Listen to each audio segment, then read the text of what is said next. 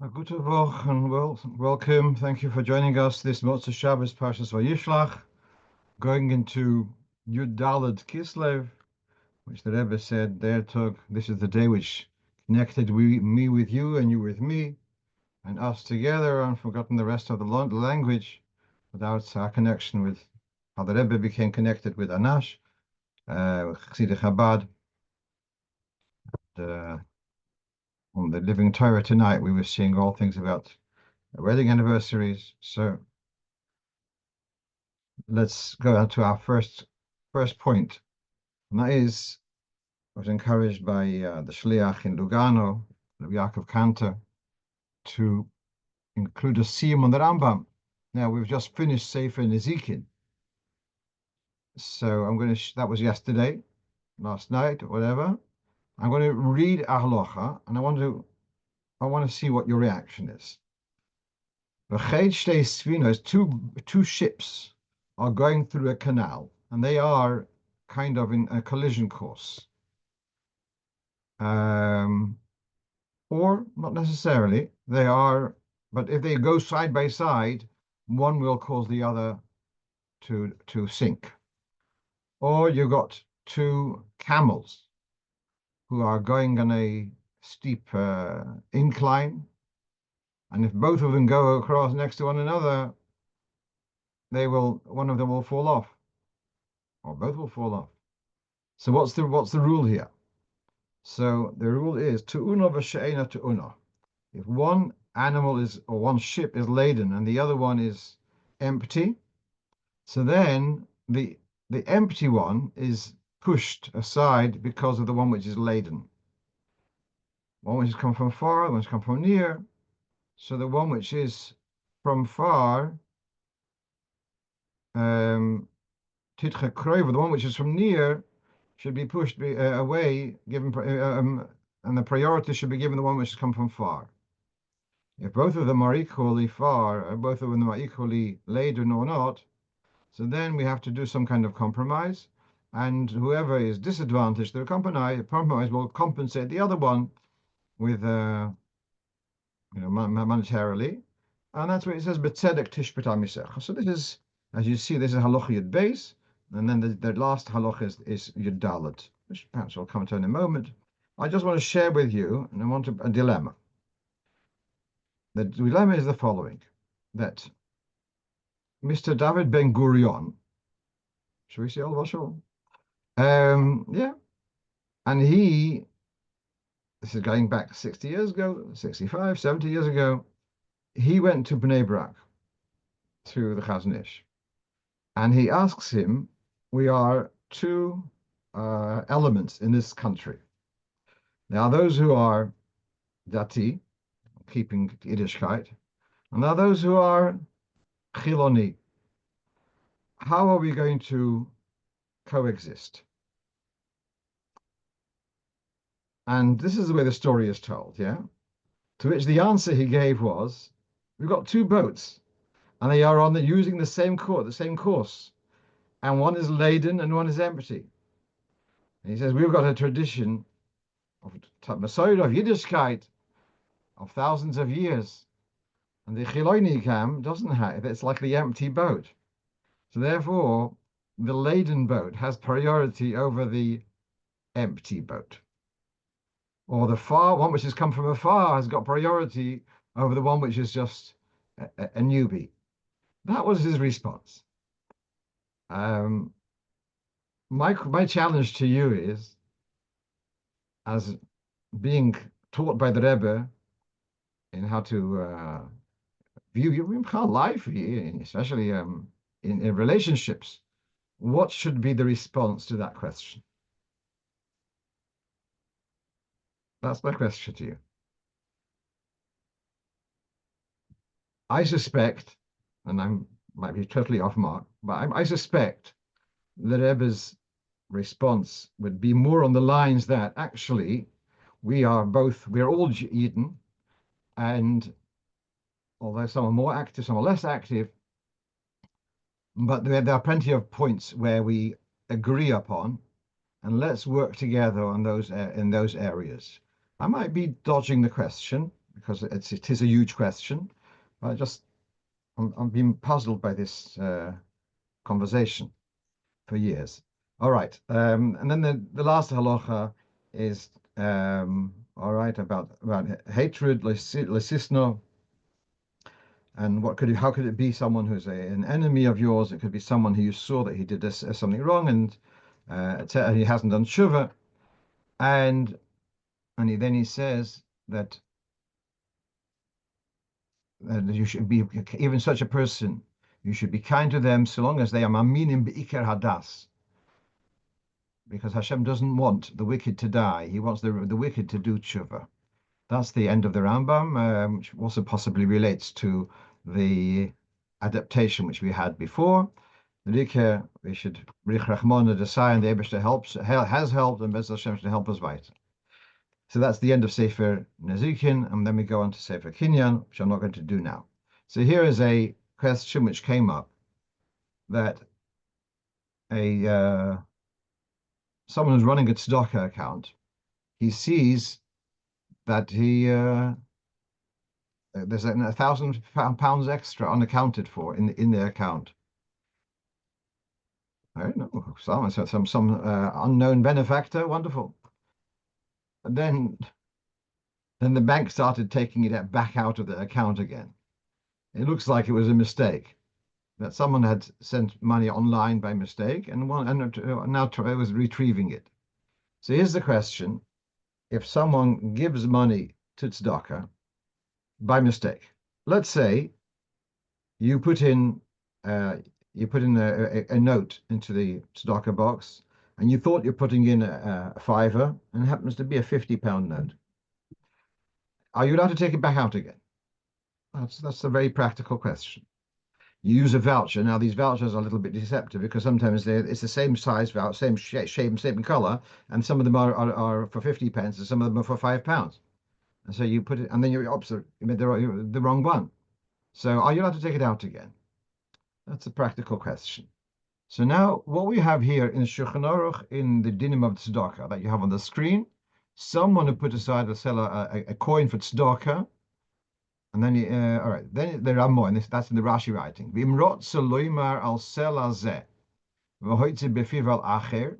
He wanted to say this coin is for tzedakah, and by mistake he proclaimed a different coin. Habitos ve'enoi klum. If he put something if he designated for tzedakah in error, that's not an issue. In other words, it's retractable. And then we have the sefer, which is called Tzedakah Mishpat, a specialist sefer on Hilchos Tzedakah. Nodat tzedakah betos eine klum. A vow to tzedakah, which was in error, so that's not binding. And he says, and then Rav Bloy, in his notes, he says, if there was a mistake even from the outset, so then even if it's boli yad gabai, even if the money is now in the hands of the treasurer of the tzedakah, einoi klum, it's in other words, a mistaken done to tzedakah is retractable. That's the bottom line. Okay, let's move on. A fascinating question. Well, the story here is the following. Someone's asked me, there is advice from the Rebbe about saying chapter 20 of Tehillim, and then after that repeating the posuk of Yan Hashem B'Yom Tzorah again, and what's it all about? And I recognize this. This is in the context of a woman who is pregnant. So let's read this. Baruch Hashem, there's always someone who we know who's at this stage. So, all right. So the Rebbe writes here, this is from a kuntras, a small booklet of Minhogi Chabad in matters of pregnancy, birth, and pidyon, bris, pidyon aben. Actually, this had the Rebbe saw it. This was around Tov Shin Nun, and the Rebbe made one or two comments on the booklet. But meanwhile, we have here from the letters of the Rebbe that in Kriyas Shema Shalamita, in the Shema before going to bed, to say before the Broch of Hamapil, to recite the chapter of Tehillim, number 20, which is Nam Natzech Yancho. When you finish the chapter, repeat the pasuk Yancho again. And when you're saying it, or just before you're saying it, have in mind, Yehi Rotze Mifnei Hashem Yisbarech, may it be God's will. Ki'ilu, ki ben kol ha'kavonos asher lazeh, as if I had all the relevant kavonos, relevant intentions. So there's something here about Lamnatseach Yancho relating to a pregnancy and a prayer that it should go well. And there's some deeper kavonos. So, of course, curious people want to know a little bit more. So here you have, there's a medrash called Medrash Tilim. Everyone knows that because that's what the Bar Mitzvah Maimasat is, a Medrash Tilim. Right. Another name for that Medrash, by the way, is called Medrash Shoicher Tov. And that's because this Medrash is dedicated to the three Sforim of Iyov, Mishli, and Tehillim, which is the abbreviation is Emes. They are unique also that their style of trop, of cantillation, is unique to those three Sforim. But anyway, so that volume is called Medrash Shoicher Tov. The beginning, it's got to Pasuk Mishli, I believe. At any rate, so here we have Medrash Tilim, chapter 20. Yan Lamatzech Mizbel David Yancho Hashem B'Zayim Tzara. Hashem should answer you in the day of straits, of difficulty. And this relates to Imo Yonochi B'Tzara, where Hashem says, I am with Eden. I'm with him in his suffering, in his difficulty. And so he has here the following. Why is Hashem with Yidden b'yom tzara? Says Rabbi Yudon, Moshul, a woman who is pregnant, and she got into a tiff with her mum.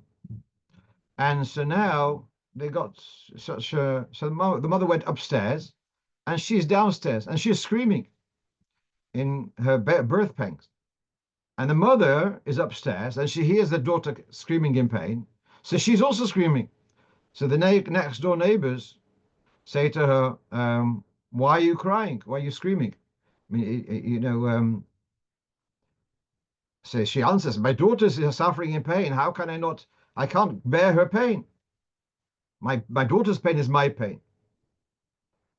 And you have a similar idea when it says by the destruction of the Beis Hamikdash, it says Hashem calls for bechiyu mispaid, for weeping and mourning.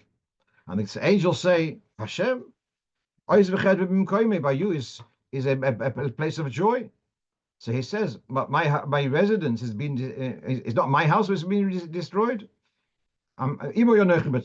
Okay, so first of all, we got here the Yan Hashem B'Yem Tzara is the empathy and the moshul of a woman who's pregnant that the relatives feel empathize with her. Then we have a further connection. We have here the next entry here says Rabbi Yeshua HaKohen. There are 9 psukim in this chapter. In the chapter 20, there's 9 psukim corresponding to the 9 months of pregnancy. And the expression, like we have Misha Ona, which we say in Slichus, Seman de Ona lechayos al masbara. The Hashem who answers the woman who's delivering on the birth stool, who Yana Yascho, and he should answer the tefillas of all Yidden. So the Yan Hashem B'Yem Tzara, so you got here a woman going through pain and is helped. So that is kind of a key to the general inyan of Yan Hashem B'Yem Tzara, and that seems to be the connection, at least on the level of Drush. I didn't check further in the level of Yisoid, but on the level of Drush, that's the connection. I'm just wondering whether it's okay to say a joke. All right, if it's inappropriate, you'll forgive me. But I was really just reminded of this. So there's 2 neighbors, and they got a party wall, and one side is just screaming and yelling. And the wife is like really non-stop. So one Tuesday night, the neighbor who's suffering and all this noise, he starts singing Shalom Aleichem Malachei Yasharei Malachei Tuesday night. So the other neighbor, the suffering husband says, he sees him and says, what's mitamol? Tuesday night singing Shalom Aleichem. So he says, I prefer to hear my Shalom Aleichem than your Eshes Chayil. Okay, let's move on. Okay. Now, here a serious question. So you have you have differences in halacha between Ashkenazim and Sfardim. That's perfectly okay, like we had Beis Shammai and Beis Hillel, and all right, that was resolved practically. But Ashkenazim and Sfardim, each community follows their ruling. There are areas where Ashkenazim are more lenient than Sfardim. There are areas where Sfardim are more lenient. That's okay. Here's the question: when one comes to the other's house. So I'll give you both examples in Bishul. So we have a rule that yesh bishul acha bishul bedovor lach. That if a chicken soup is cold and you reheat it was cooked already, but reheating chicken soup is considered bishul. That seems to be very fairly accepted across the board. The Ashkenazi position on this is if it's cooled off, and if it's not yad but it's not too hot to touch, but it's still gishmak. It still has a warm soup. The language being loinit stanen legamri. It hasn't cooled off totally. Then the Ashkenazim will allow you to warm it up again. So let's picture this. You have, let's say, a wide, old-fashioned blech, tin cover on your stove, and there's a burner here, a gas burner, which is a light. So here it's a hot spot. I know hot spot now means something totally different. Yeah, and then you got further away, it's going to be cooler. So it could very well be that you've moved your soup further away, and now it's not boiling hot; it's warm. Now to move it back to the hot spot. Is that okay? So according to the Ashkenazim, lo nitztan gamri. Yeah, I'm not talking about taking it from the fridge. I'm talking about it's from a warm spot. It's still on the same blech, just to move it to a hotter spot. So according to Ashkenazim, that is okay. According to the Sfardim, that's not okay. Now, what is fascinating here is that the Sfardim, although the Mechaber says, he says clearly, yesh bishul acha bishul bedovalach. Same as Ashkenazim, reheating, taking a chicken soup out of the fridge and putting it on the stove or on a hot plate. He also agrees it's not okay. But there seems to be a little bit of latitude here on the Sephardi side, and that is, let's say if a food is mostly solid and there's a little bit of liquid, like a cholent, which usually, I know cholent is not a Sephardi food, but something similar, which is a majority of food and a little bit of liquid.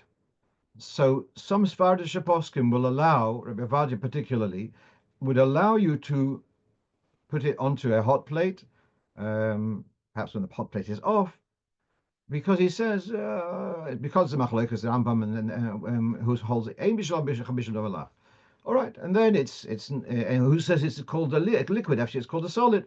So he makes this combination, allows you to do this. Some Sadiq Shaposkim are quite rigid about this and pretty much the same as Ashkenazim, but you have this. Then also putting on food on a hot plate, which is now it's 7 o'clock in the morning or Shabbos morning, and it's going to switch on at 8 o'clock in the morning. Are you allowed to put food on there, which is like a groma, it's not direct. So there is some latitude here where the Sfardim will allow, where it's not mamish taking cold food and putting it onto the hot plate, cold liquid, but it's either mostly not liquid, or that it's not on now, it's going to go on later. So Sfardim will be mekel. So you have things where the Sfardim are machmir, some things Ashkenazim are machmir. Here's a question: when you have Ashkenazi in a Sephardi house or Sephardi in Ashkenazi house, when the food there being served is not according to our or your community's protocol, are you allowed to enjoy the food? That is the question. So what you have here is from Yalkut Yosef. This is from Yitzchak Yosef, and who was the chief rabbi, the Sephardi chief rabbi till recently. And it's largely psukim of his father, Rav Ovadia Yosef, where he says, if the roiva tavshil is yafish, even though it's got a lot of gravy, let's say, that's considered a tavshil yafish, and therefore you are allowed to warm it up again. Others disagree, and it has to be mamish dry, like schnitzel or a rice. But that's the Ashkenazi position. Right. So that's the first point. But then that's in Sif Nun Hey. In Sif Nun Vav, he has a story of a Sephardi Bocher in an Ashkenazi yeshiva, and they are reheating the soup, which was loinit stan and legamri. Does he have to be object, and can he, on the other extreme, he's allowed to enjoy it? So basically, he says because there's so many factors, which you have in halacha, what's called a svek speaker. Could be, first of all, there's this opinion which says it's okay, even though we don't pass it like that opinion. But there's another factor which is, so according to that factor, it's okay. And you have those two factors or more, that is allows it. So that's his psak, that it is okay. For he's not allowed to ask them to warm up the soup because he would not be allowed to do it himself.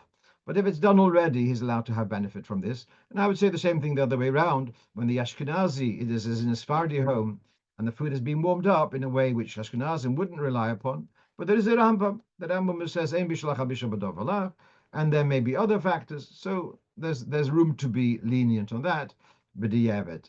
Okay, let's move on. Interesting question. I was actually very impressed with this question. Fellow has bought a metal nozzle, which is an extension to his tap in his kitchen. You can see it. He sent me a photograph. He's asking, does this tap need to be toveled? Not the tap, the nozzle. Does it need to be toveled? So you look in Shulchan Aruch. No, where's the address of Hilchos Tevilas Kalim? So that is in Siman Yeredeya, Siman Kuf Chav. And there you have in the Ramo, he says, a barzel, if you have a grinder which has got a metal piece, that needs to be toveled. And so too, mashbechos shel barzel, metal funnels need to be toveled.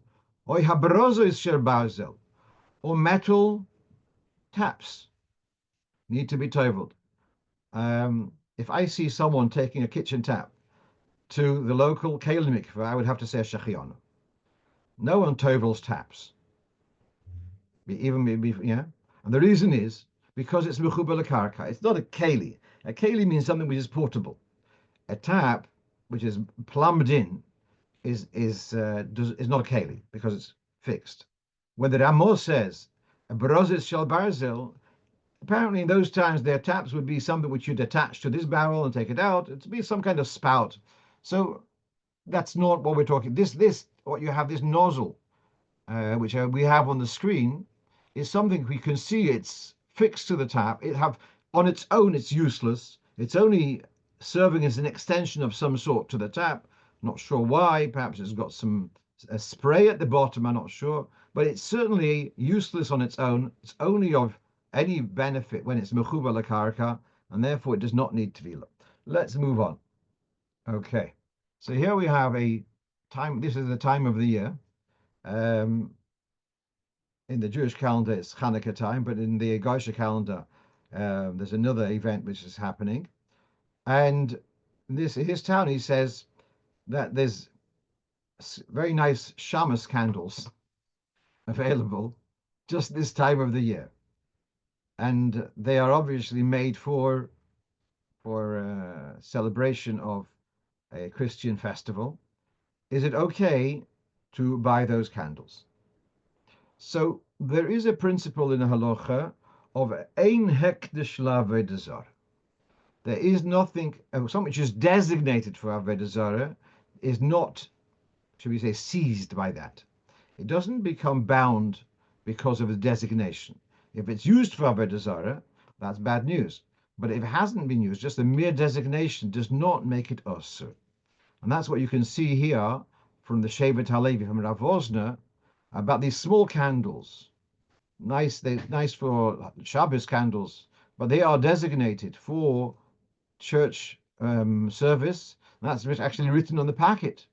Is that disgraceful to use for Shabbos candles? For that matter, the sukkah decorations, which are made for decorations of trees, yeah, not schach. So is I say, is that okay or not okay? So he says the fact that it's merely designated for Avodah Zarah, that doesn't make it osur because of ein hekdesh l'Avodah Zarah. And even to use it for a mitzvah, it's not considered not considered despicable. So he says ein lahachmir klal. He says it's okay. Interestingly, you have the Rav Breish, who was in Zurich in Switzerland. He was asked the same question, and he says, really, it's not even for the mitzvah, it's only for the Shabbos. And that's not really the part of the mitzvah. Therefore, it's really not really a problem. But Lemaisa, he says, Hidur mitzvah is not a Hidur mitzvah. Therefore, even for a Shabbos, he discourages it. Very interesting. I just wonder whether the fact that Rav Breish lives in Switzerland, which is, I think, a Catholic country, and Rav Vosner lives in Eretz Yisrael, so it's easier for Rav Vosner to dismiss it as garnished. And Rav Breish, who comes every December, he sees the scenery on the street is changing, and so he may be more sensitive to it. So he's not so keen. So Minadin, it is okay. Is it a Hidur? Well, you have here a difference of opinion between these two. Let's move on to the next thing. Okay, so here's someone who's traveling on Hanukkah, and he's going to. What that means is he's going to go on a plane one evening of Hanukkah in the United States, and he's returning to the friendly shores of the United Kingdom. Let's say 6, 7, 8 in the morning. No chance of him lighting menorah in London, in England. He lives about 2 hours drive. His ways in the United States. It's 2 hours drive from the airport. To catch an evening flight, it's going to be very difficult to light and be there to be in time for the plane, which is let's say 7:30 p.m. So is there? Well, let's look at the possibilities. If there's something called Plaga Mincha, which is about an hour and a quarter before sunset, and we have here on the in Shulchan Aruch, the test says, let's read the Mechaber. Tisimotov Resh Ayin base. One should not be lighting the candles of Hanukkah before sunset. And then he has Ela im Sof Shkiyasa. Okay, that's another whole parsha. Beginning of the Shkia, the end of the Shkia, our minhag is to light the beginning of the Shkia, but that's why we put in for 50 minutes, not for 30 minutes, because of that dilemma. So we start light it earlier, and we make sure there's enough fuel to last, even according to the later opinion. Okay. There is an opinion that if he is torud, if he is preoccupied at the evening, so he could light the menorah from Plaga Mincha, and provided he puts in enough oil that it should last until the time where people, while people are still on the street. In other words, till the half an hour after Shkia or after Tzeisekecha. So l'chayre, you have your eitzah, if it's possible, if the time allows, to light menorah at his host after Plag, and then race to the airport. That may or may not be possible, depending on the situation. Here's my problem with this. When you light the menorah at Plaga Mincha, have you fulfilled the mitzvah now, or is it contingent upon it being a light until nightfall or until Shkia? May I ask a question? If you did light the menorah after Plaga, now normally if you light the menorah goes out. The halacha is you're not mechuyev to rekindle it because you've done the mitzvah, even though it didn't last a half an hour. If you lit the menorah after Plaga Mincha and you're on your way out, you see it's gone out. Do you have to rekindle it? Have you fulfilled the mitzvah? Another variation on the same question. There's a bracha which you can say on someone seeing Ner Chanukah. If someone sees Ner Chanukah after Plaga Mincha before Shkia, can they make the bracha Shos Nisim Lavesein? In other words, is the lighting for Plaga Mincha, is that fulfillment of the mitzvah, or is it contingent upon it being in existence in the right time? And that's when you really follow the mitzvah. You lit it early, but the mitzvah is done when it happens. Here's my question. It's all very well if I would leave my house after Plaga Mincha, and I leave my menorah at my house. I've done my mitzvah. I've had my menorah. I'm not there, but my menorah is burning at my house. That's fine. But when I was in a hotel or by a kind host, as soon as I leave the house, that's not my house anymore. So if I lit at my host, I plug a mincha, by the time Shkia comes, it's not my house anymore. So I haven't lit at my house. So what's the point of lighting there if it's not I haven't fulfilled the mitzvah? That's my problem. So there may be a way of arranging it. It should be your house, making some kind of content. I don't know. It's a difficult one. Yeah.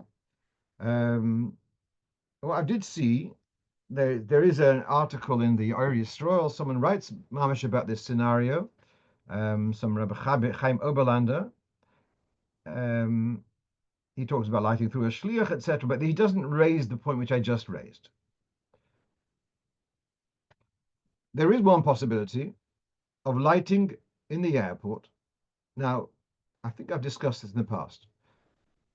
Can you fulfill the mitzvah by lighting in the airport if not your house?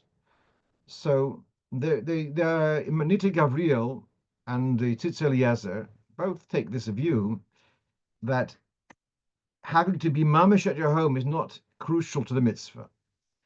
You can be yotz to the mitzvah of Ne'echana Kiva, it's not mamish your home. Let's say the Tzitz Eliezer talks about a person going camping overnight in the open air. Can they light menorah there? So he holds you can. Even though it says Neir Ishabosha, that means it's one light for the family. It doesn't mean it has to be a bricks and what. So you can light in them in the airport if you have the opportunity. A couple of years ago was publicized a story of a judge from New Jersey or something that he passed by the Rebbe and he told the Rebbe that he had lit menorah in JFK by the Chabad stand, or perhaps in Ben Gurion, but he had lit with the Chabad stand in the airport, and the Rebbe was kind of pleased about this. So no, it's legitimate, yeah. So I'm wondering whether you can go to perhaps the smoking area, because in the airport you'll start lighting candles, you will possibly get a hefty fine, probably miss your plane also, which is going to cost you a lot of money that way too. But if you go to the smoking area, in any case, there's not a bunch of lady gayers there in any case, so there'll probably not be such a problem to light a menorah there, um, if that's available. If there's a Chabad stand there, Mr. They've got it worked out at Eitzah also. I don't know. In these fancy lounges, perhaps they'll allow you to light a birthday cake with some candles there. I don't know, but it needs a bit of creative thinking. Right. So here's a question, Hasana. Person making a Hasana and is asking what would be, Dafke here, they want to actually have an extra day of Sheva Brachas. Usually people want to do the Chasana that have one shortened the Sheva Brachas. Here, Dafka, because they want to go to the country of the Chosen and make another Sheva Brachas there. So gaining another day would be actually in their interest. So what is the guideline? When do you say, but say if you do a chuppah in the afternoon, that's called day one. So if you do a chuppah on Tuesday afternoon, so then next Monday is the last Sheva Brachas. If you do a chuppah at Tuesday night, so then that's already Wednesday. So then next Tuesday is the last Sheva Brachas, so Tuesday by day. So what happens if the chuppah is at Bein Hashmoshes? So here you have it's very clear in the Ramah. Ve'elu shivas hayomim maschilin miyad le'achas sheva brachas shebeirach borishoina, which means at the moment the last of the sheva brachas, just before the chosin smashes the glass, look at the clock then. If that's already Nacht, if that's already Tzes HaKachovim, then you have now another 7 days. Then the Chuppah doesn't count as one of the 7 days. So you'll have it now. If it would be somewhere middle of Ben Hashmoshes, so then you could still say, well, the Sheva Brachas under the Chuppah finished, and so the 7 days started whilst it was still before Nacht. So there's a Suffolk fast. That would, first day would count already. The day of the Chuppah would count already. But if you manage to do the Sheva Brachas, or if that's how it worked out, that the last of the Sheva Brachas was after Nacht, then for sure you have now a full, 7 days. or 6.5 days, however you work it out. But the day of the chuppah does not count to the cheshbon. It's straightforward, but it took me a bit of searching till I found it, and I guess it would be worth sharing. Right, let's go on. We have some very interesting things coming up, but meanwhile, let's go on to our next question. Renting out. A person owns property. Is he allowed to rent out his premises for the use as a church?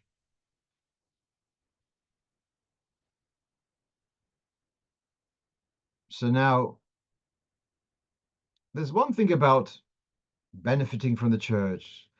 There's a thing about facilitating. There's another halacha which comes in here, and that is about giving a house for avodah zarah, or having an avodah zarah brought into your house. So here you have in Shulchan Aruch, as a Kuf Lamed Tes in Yeridea, as a Kuf Nun Aleph in Yeridea,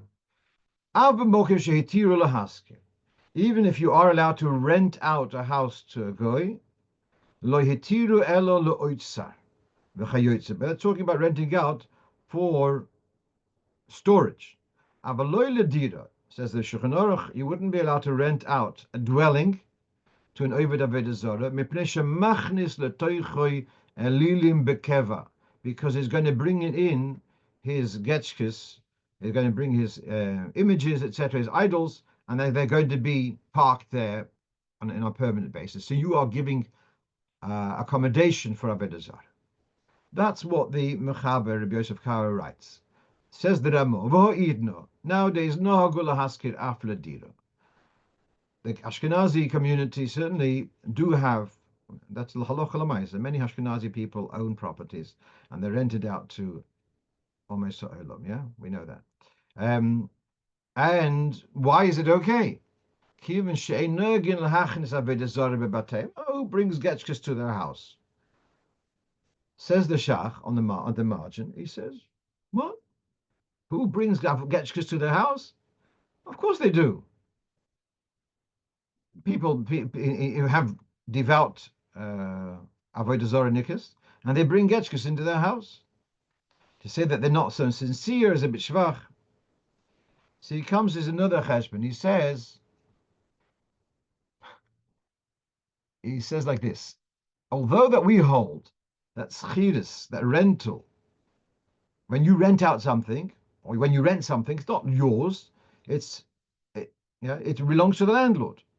But in civil law, if you rent out a property, then it's like it's sold for that time. So let's say if I rent out a property, and then my own property, my own accommodation falls through, can I go to my tenant and say, "Hello, I don't have a roof over my head because my house collapsed. Get out of my property so that I should be able to have where to live." So in halacha, I have a leg to stand on. In civil law, that won't work. He'll say, "Listen, I've got a contract.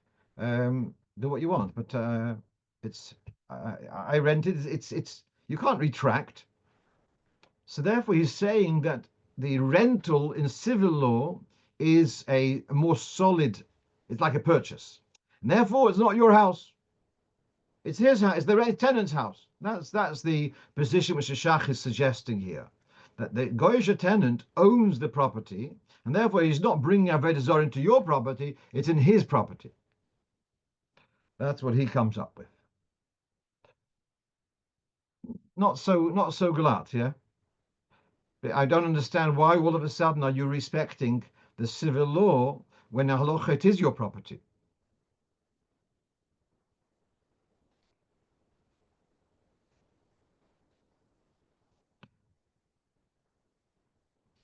So the person who asked me this, he sent me actually a link to one of these uh, websites with the childless and they say you can rent it out through a third party.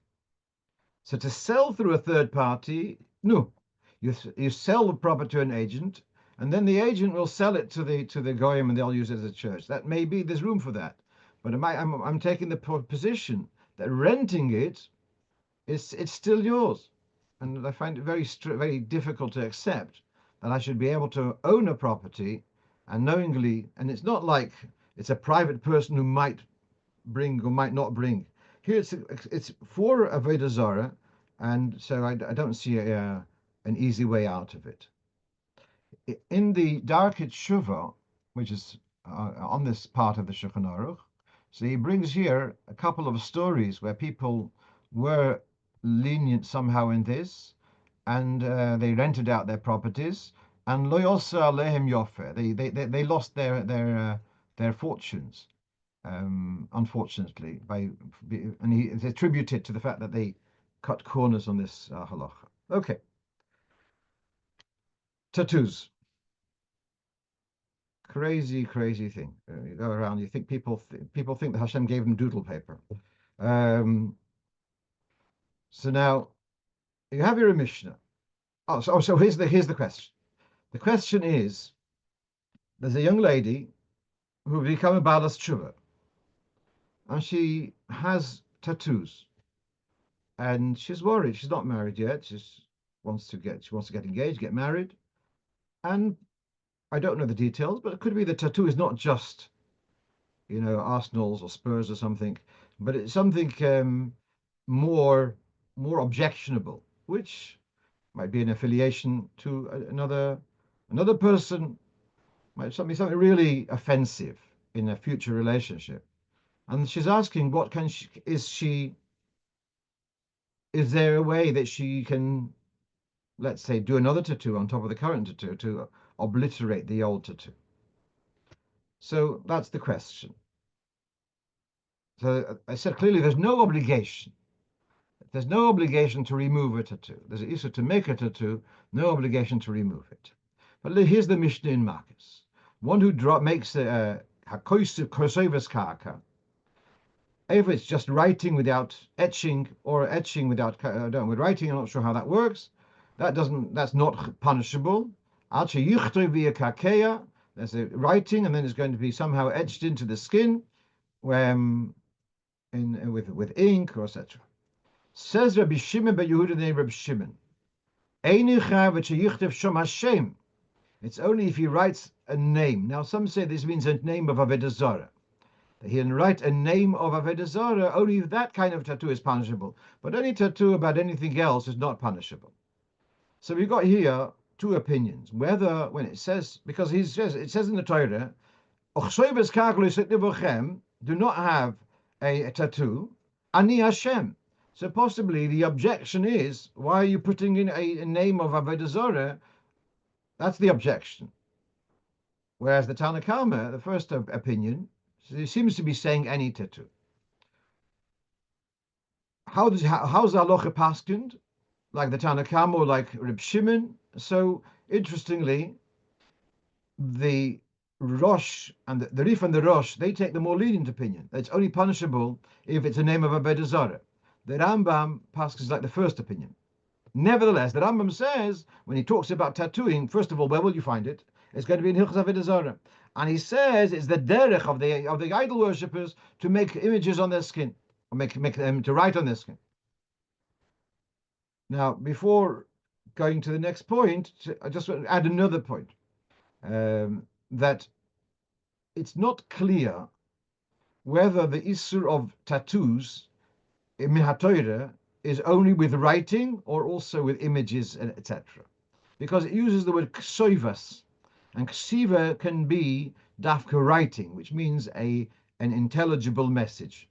You might say that a picture is also a message, but it's not so clear.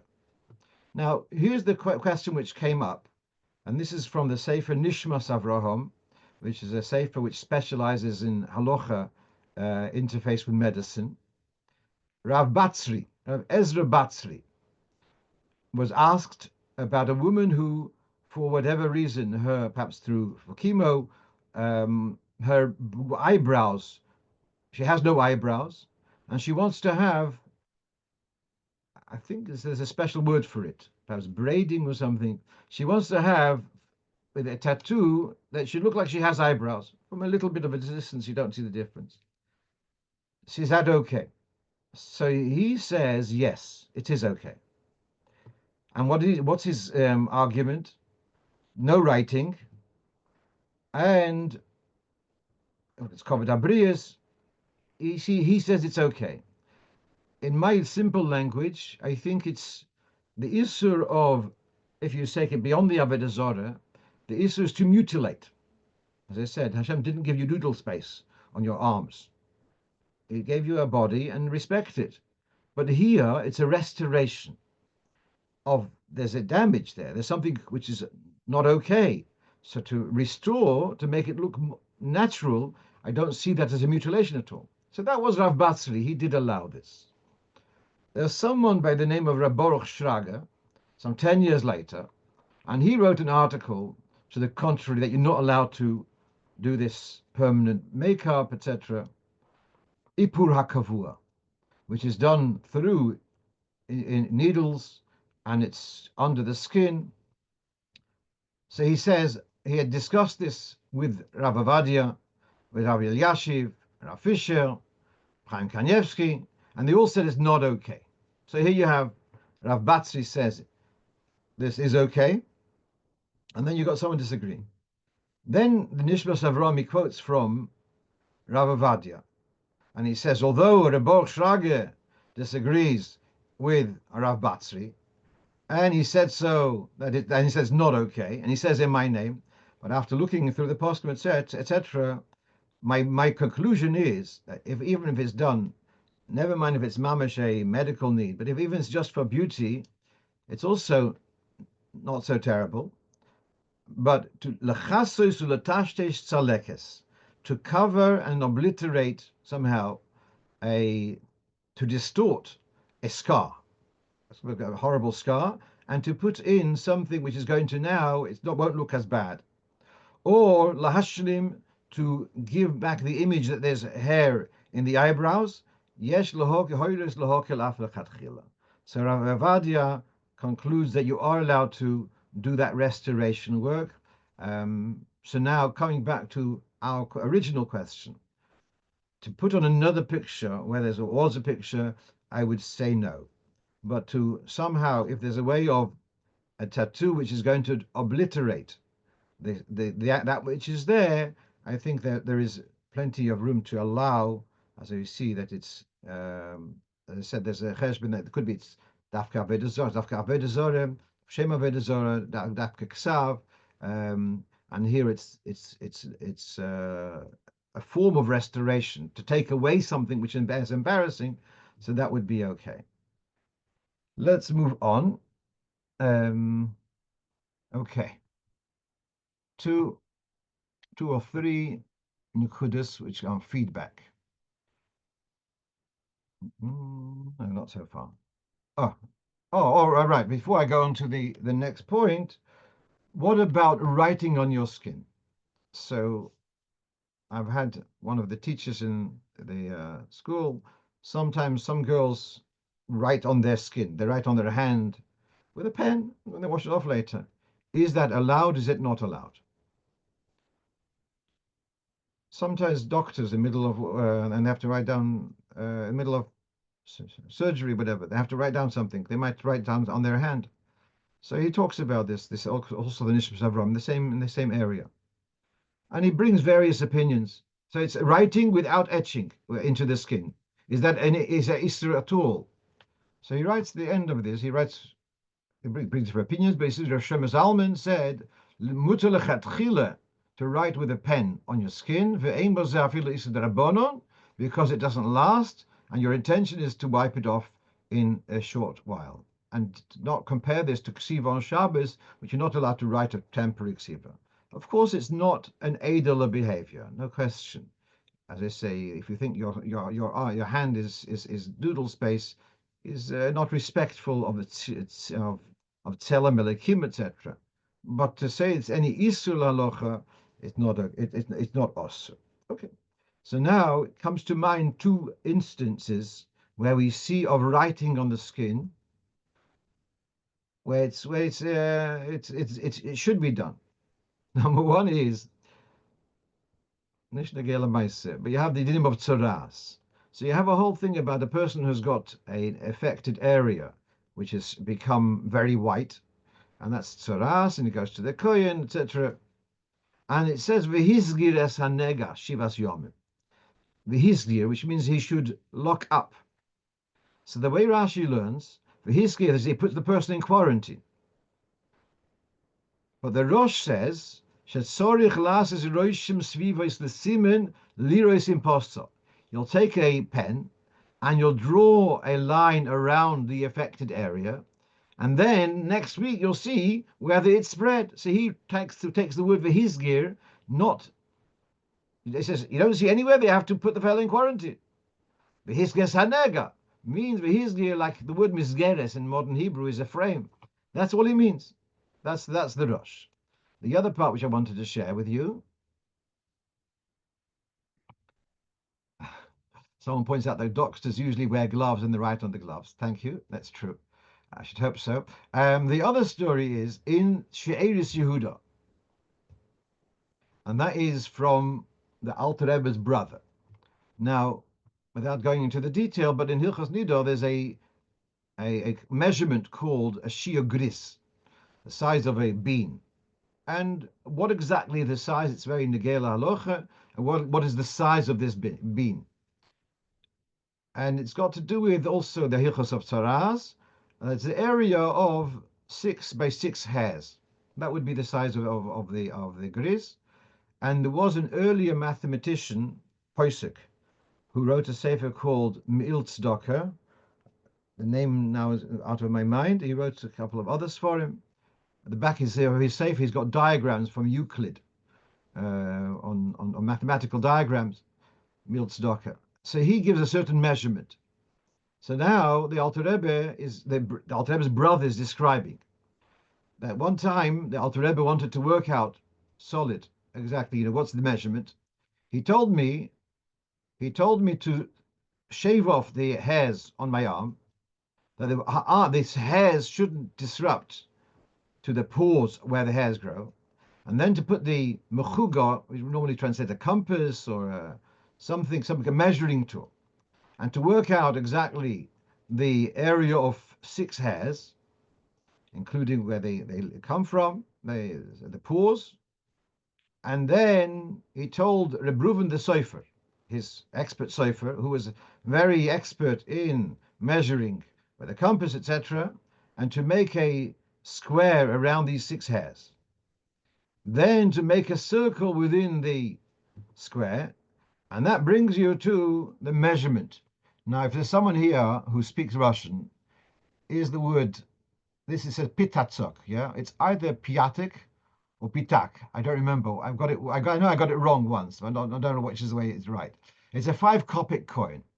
And that's it works out that the circle within that square was the size of a 5 kopek coin in the times of the Kesarit, of the Tsarina, and that's the measurement. And he always kept with him, the Alter Rebbe always kept with him this coin to be able to use for, if a shiloh would come, it used for measuring. So here you see the Alter Rebbe instructing to draw on the hand to work out the Shia Gris. Exactly what is this 5 kopek coin? Is it 12 millimeters, etc.? There's been a lot of discussion about this, and there is first of all, you have in the publication from the Koilel, I think came up with on the Kedinetare. I think there it says 12 millimeters, but then Rav Forkash came up. He made some research, came up I think to 15 millimeters because the Bild Zog has 19 millimeters. Then there's someone, a shliach in Gold Coast called Rabbi Nir Gorevich, and he's published several sforim, and he made a whole research to identify what exactly is this coin, which coin is it exactly, and he works out exactly what the measurement is in millimeters. You can check it up what size it is. I don't remember exactly, 17 or whatever it may be, but he's made a research exactly which coin it is. Okay, couple of more interesting things. Okay. This is very, very interesting. If you remember, we had the discussion about a gentleman who took a bottle of carbonated water and poured it on a couple of drops, and his neighbor in shul got upset with him because now you can't use the rest of the bottle. You remember that discussion last week? And I questioned, where does it come from that there is any stigma to the water in the bottle or the cup from which you've poured? I questioned that last week. So an eminent Talmud Chacham, I'm very grateful to him. His name is Reb Eli Polterak. He writes to me on Friday morning. I heard that you're looking for a source for the stigmatization of the water from of Mayim Achronim, of the pouring of Mayim Achronim. It's a Gemara. Wow. It's a Gemara in Horius, Daf Yud Gimel Omid Beis. And it says there, you have it on the screen, there are 5 activities which will cause forgetfulness of one's earning.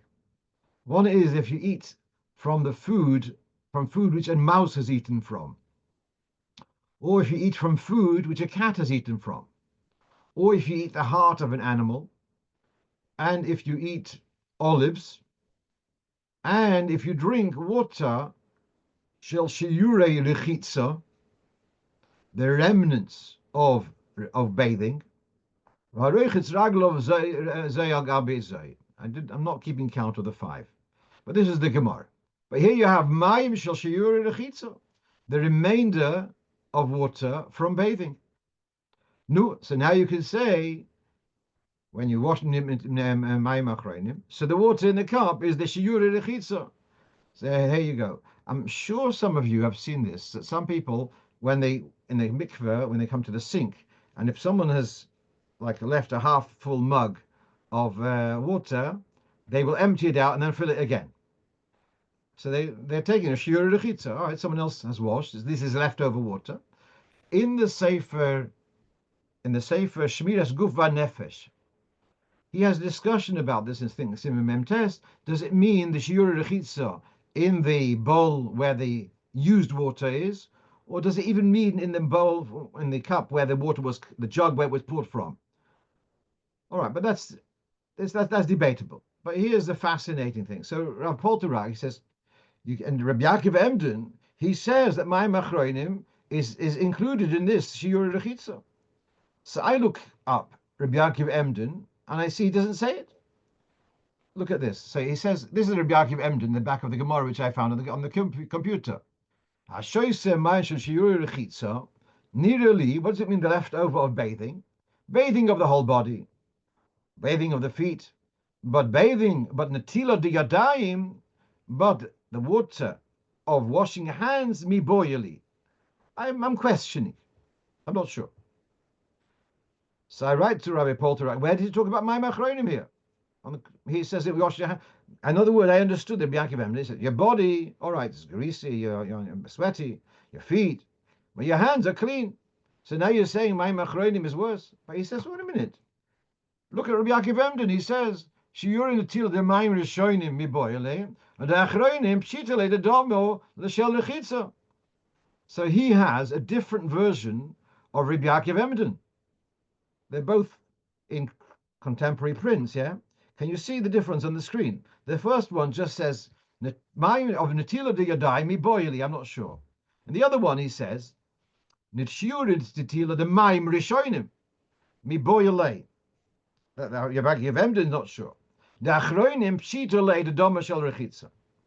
For sure, that's the same as bathing, and the leftover water of mayim achronim is not okay. So this reminded me of the Hayom Yom of Friday, that if you hear something Lashon Hara about someone, you have to be upset.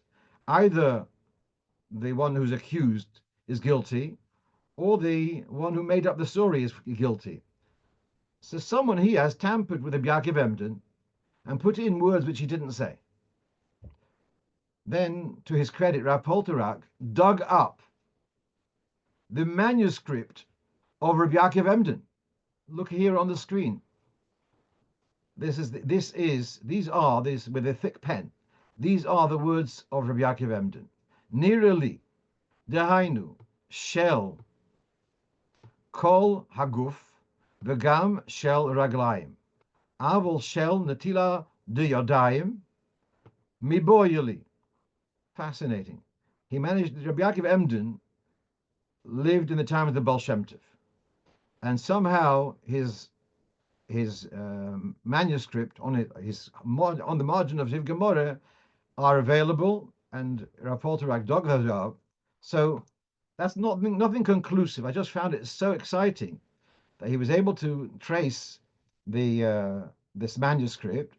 So Natil Diadaim is not so clear, and as I say, does shirai mean in the used water? Does it mean that which remains in the cup above is also debatable?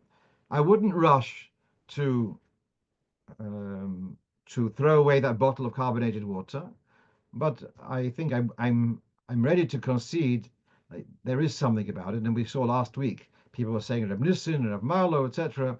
So lechatchila, yeah, lechatchila, to be careful not to pour mayim achronim directly from a jug, which or a bottle, which you want to drink the rest. What else do we have here? Oh, then about removal. Remember last week I wished my grandson Nachman Mazel Tov for his birthday, and we talked about cutting off the layer of cake which had Nachman written on top of chocolate, on top of cake. And a couple of people said, "How can you remove that?" I suggested just cut horizontally and put that till after Shabbos. So probably ask it's boiler.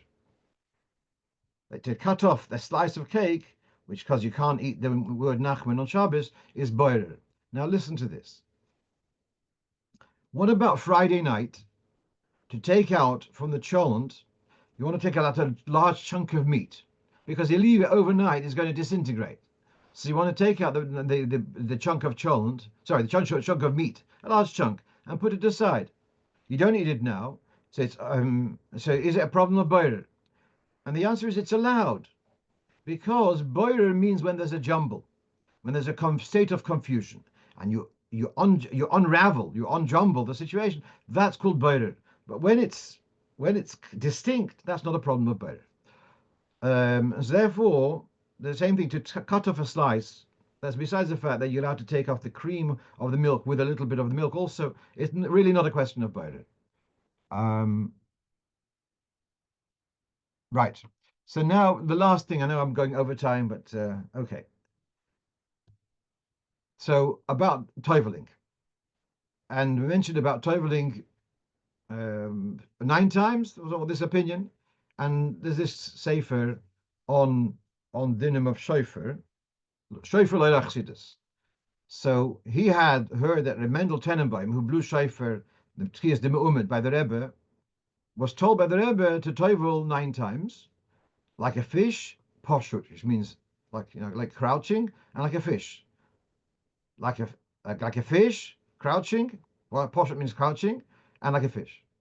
3 times. And he compares this, so cute, to tkiya, trua tkiya, because tkiya means a straight sound like the fish. It's like a straight, horizontal. And then the trua is a bit, that's like crouching. And then the fish, again, he compares tarat, tarat, tarat to the 3 inyonim of Tevila, like a fish and crouched and a fish. Now, the thing is, I wrote to him this evening that I remember the opposite. And that is, and I've heard this a few times, but I want to share this with you. This is in the Sefer Hamazkir about Reb Leibel Groner. So once he went with the Rebbe to the mikveh in Tov Yud Aleph the first year, and when the Rebbe came out of the mikveh, the Rebbe says, "For sure, you'd also like to tovel in the mikveh where I just toveled. I've left a towel for you, and then you probably want to know how to tovel." He says there's various opinions how many times to tovel, and De Mukabelas is 9 tevilas. Poshut, dag, poshut. So the word poshut means, again, crouching. So crouching, horizontal, and crouching. So you have here, so that it's not so poshut. What are going to be the 9 tevilas? But Rabbi Laban actually got back to me tonight, and he said possibly he got it wrong, and possibly this Masorah of Reb Leibel should be more reliable.